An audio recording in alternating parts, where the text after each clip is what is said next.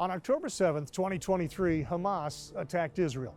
In the process, more than 1,200 people were killed and 251 people were taken hostage. Regardless of where you stand politically, the human toll, the price real people have paid since that day has been enormous. Iair Horn and his brother Iair Horn were two of those that were taken hostage. After 498 days, Iair was released. His brother, however, is still being held captive. I sat down with Iair to talk about his time in captivity, his release, and his feelings about his brother still being held.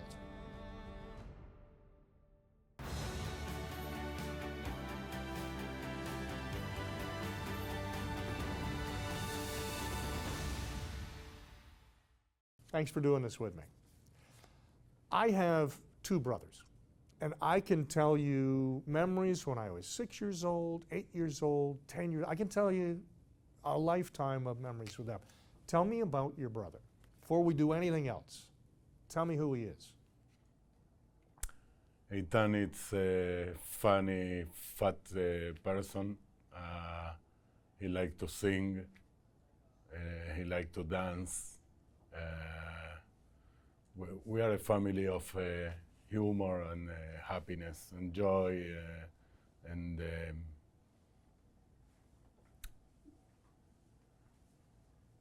we try all the time to be like in good mood, good energy, listen to music, and drink a beer and make some barbecue. We are happy people. Eitan is the one who dance the better, to sing better, yeah. How is it Eitan was visiting you? How is it the two of you were together on October 7th? Yeah, I'm living Kibbutz Nirod, which is 4-minute walk to Gaza Strip. Eitan lives in Kfar Saba, in the north center north in Israel. He came to visit me because of the holidays, Sukkot. And he came regularly to visit me because I live in a kibbutz. A kibbutz is a nice place to be, and also because I was the manager Does of the change pub have to in the equal kibbutz. chaos? So yeah. No, I don't think so. I think it. What were you guys You doing know, I think at the time? that When the attack following happened, military what were you doing action, immediately before, and when did you know, you the lessons of realize World War something II was and wrong? even Korea were, if you didn't involve in, if we weren't involved in nation building, look where, think where Europe would be today, or Japan. But for me, so I think you have to have a comprehensive plan. Near the Gaza Strip, but that doesn't mean that you have to be the military. You have to use military force to get regime change. In the safe room. So this morning we get a few alarms, and I said, okay. So I tell Eitan to please come to the safe room with me. 2 hours, 3 hours, it's over. Then we get back to our lives. But an hour after that, we start to hear. I start to hear the Arabic talk and shouts outside the house, and then we get some message. I understood that we are in attack. They are attacking us if they are inside the kibbutz. And then, how did they take you? How did they take the two of you? How did that happen? And how many were involved in that? Describe that scene. Yeah, so the safe room, they start to shoot at the door of the safe room. They shoot a lot of times. How big is the safe room? No, it's I don't know, foot. It's like 3 on 2. Like a bedroom? Yeah, a bedroom. Yeah. So you're tucked in this little space. and they're literally shooting. Yeah. So they shoot. So I'm trying to holding the door, but not to be in the line of fire. Okay. So I'm like here. They start to shoot, and then I thought if they have if they're shooting at me with guns, maybe they have another things bigger, machine guns, no, or bazooka, cornet, RPG, I don't know, or maybe a hand grenade. So I decided to, after a struggle, I decided to open the door and came out with my hands up. I was trying also to I doing peacock like this. I trying to hire Eitan, my brother was sitting down there, so I thought that I can make Eitan invisible. How many people were out there? How many folks from Hamas? I don't really know. Too many to count. Yeah. And what's going through your mind at the time? I mean, this has to be literally the scariest moment of your life. What's going through your mind as you come out that door? You're conscious enough to know, I don't want them to see my brother. Yeah. What else is going on here? So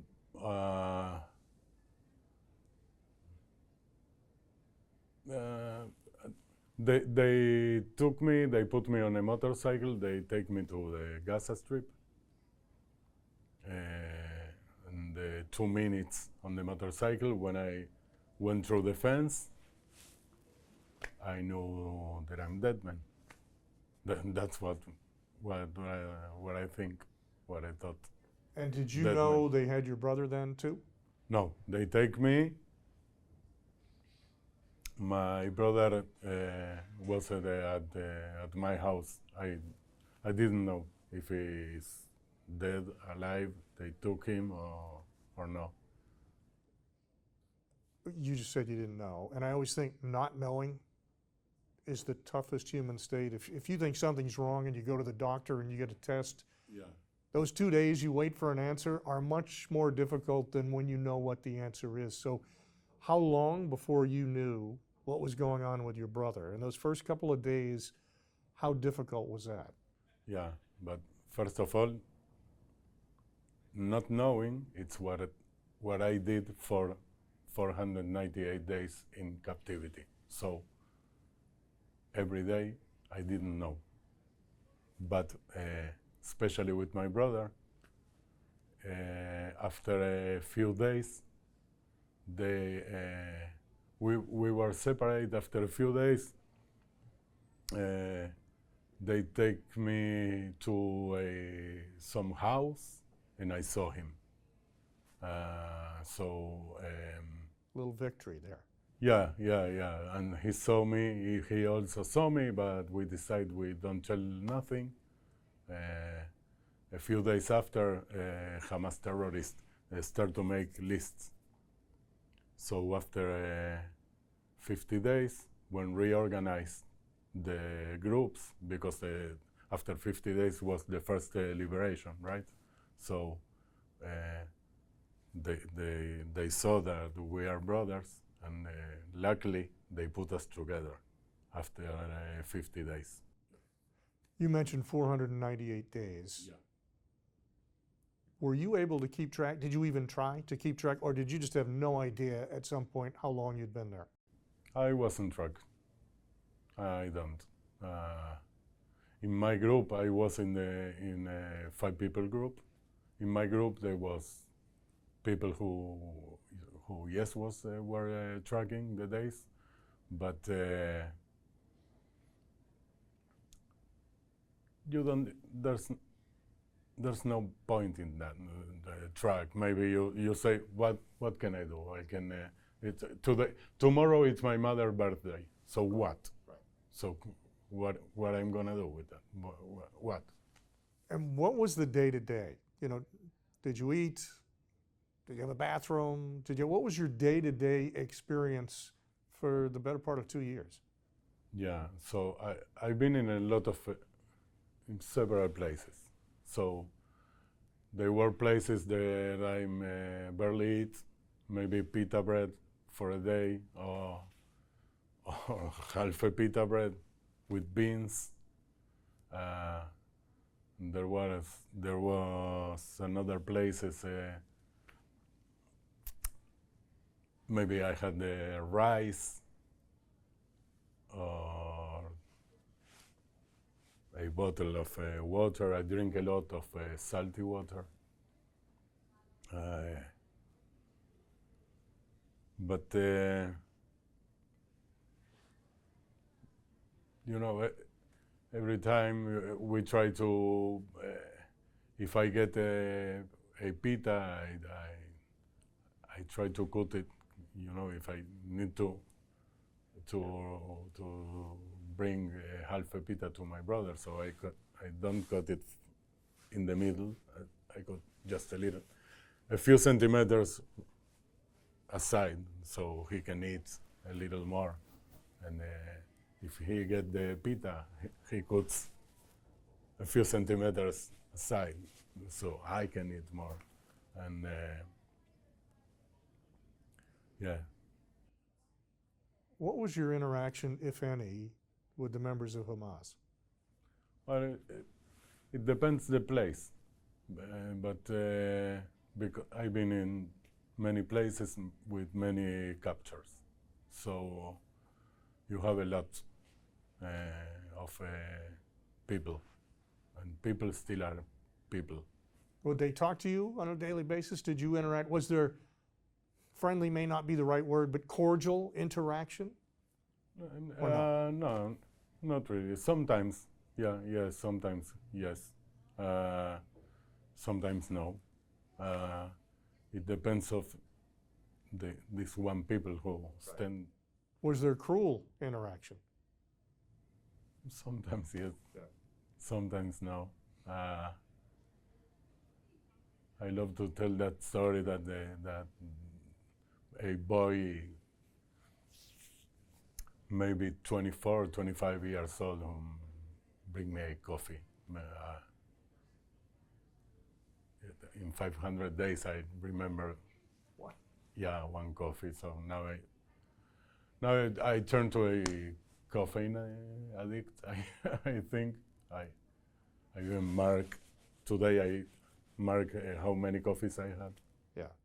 Yeah, I think I am. Right. Two coffees today. Yeah. Yeah, I need more. Keep it going. Keep it going. Were there times, tell me about the emotional roller coaster. Were there times during that nearly 500 days that you just gave up hope? Or were you able to maintain some level of optimism? What was going on in here?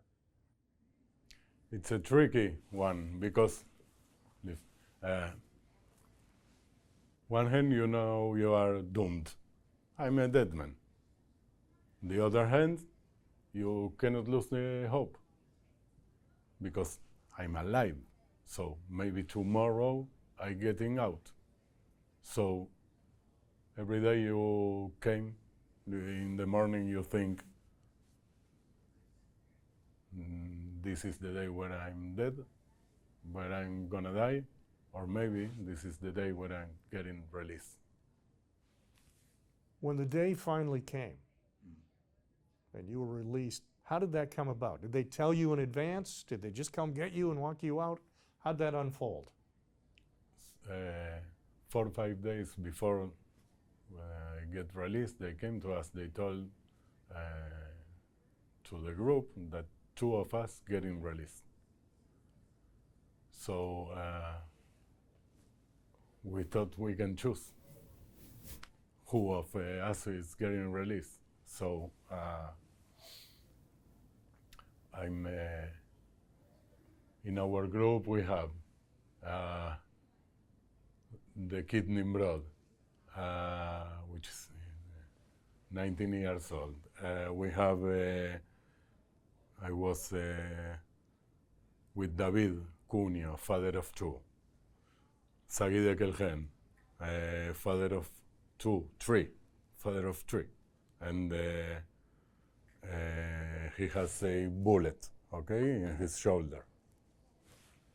My brother has this unique skin disease, which even doctors don't, it's really unique one, skin disease, and I have my sugar problems. So we sit there and I tell Sagi, it's an American citizen, Sagi de Kelgen. I tell Sagi, you need to get out because you have a bullet. And he tell me, you need to get out. You got the sugar problems. And then I say, no, but I don't have the skin disease. He need antibiotics. He need special soap. And you need to come out. So 4 or 5 days, it was a really bad situation because you think, and. But even in the most dire circumstance, you're all thinking of the other one. Yeah, of course. When you were released, tell me about that process. When they came and chose you, how did that unfold? There were 2 of you, so yeah. How did they pick them, and what happened? When you left, how did they take you? Where did they take you? So they came with a plate with cashew and peanuts and dates. We understand that something happening, so they start to film us. There is a video of me saying goodbye to my brother. I hope that's not the last hug that I can give to my little brother. So they take us to a house after 496 days. I see the lights on.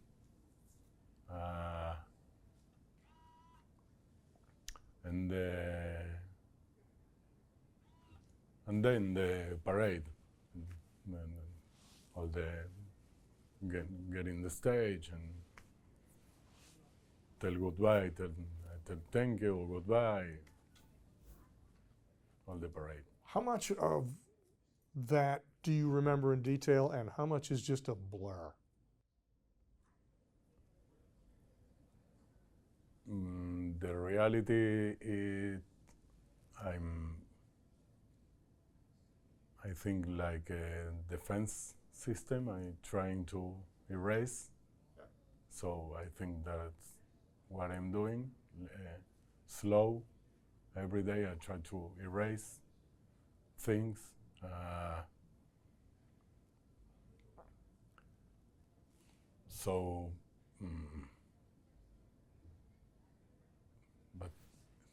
I'm just trying. Yeah, trying. Tell me about the mixed emotions, because there has to be a sense of relief that you are no longer in captivity. Yeah. But you can't really enjoy that because your brother is still there. So tell me about that mixed bag. So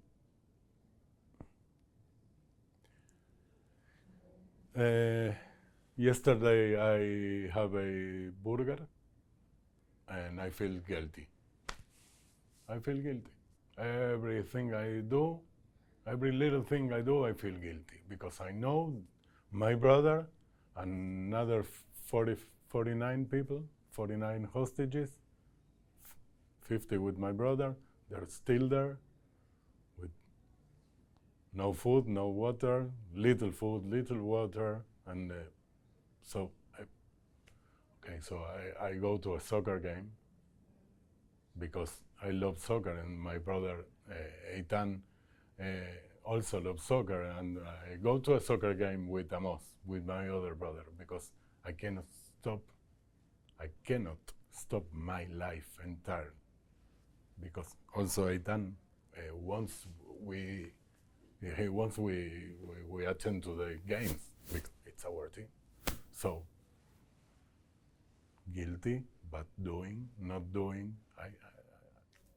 What do you know about your brother's situation right now, if anything? Other than the fact he's there, do you have any more information? No, until February, I don't know what happened with him. I hope he's still alive. I know he's suffering because that's what I see. He has his skin disease, and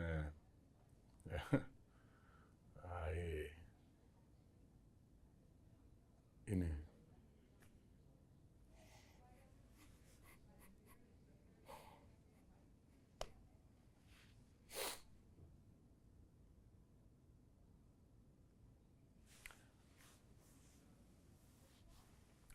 I have in my bathroom the soap, the specials.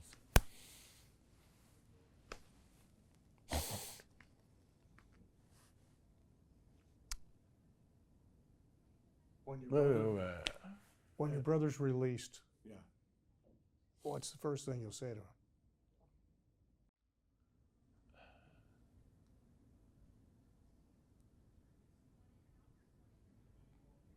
I think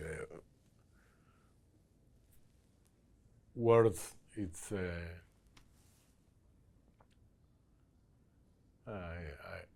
I think we're gonna be in silence, and we're gonna after that we're gonna curse each other in Spanish.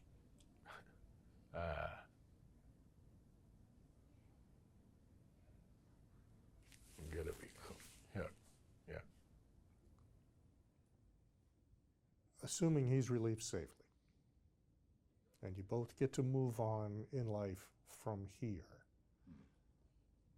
what will be different for you? What's different in life? I don't mean while he's in captivity. I mean if you're both safe and out. What will be different in life after being kidnapped and held for 498 days? How does the mind work differently for the rest of your life? Yeah. It's listen.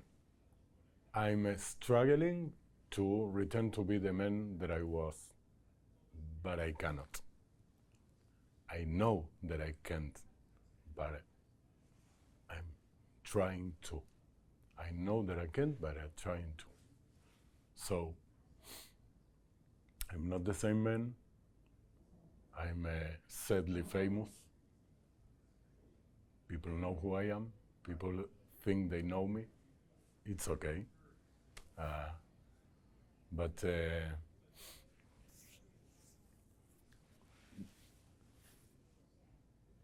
if my brother gets out and all the 50 hostages, they came back, so maybe we or I can start with my rehab, because right now I'm stuck in a situation. You're on hold. In this situation, yeah. Last thing, you said people now know who you are. You have some degree of celebrity. Yeah. Yes, They think, sort of. They think they know you. What's the most important thing people should know, not only about you, but about this entire situation?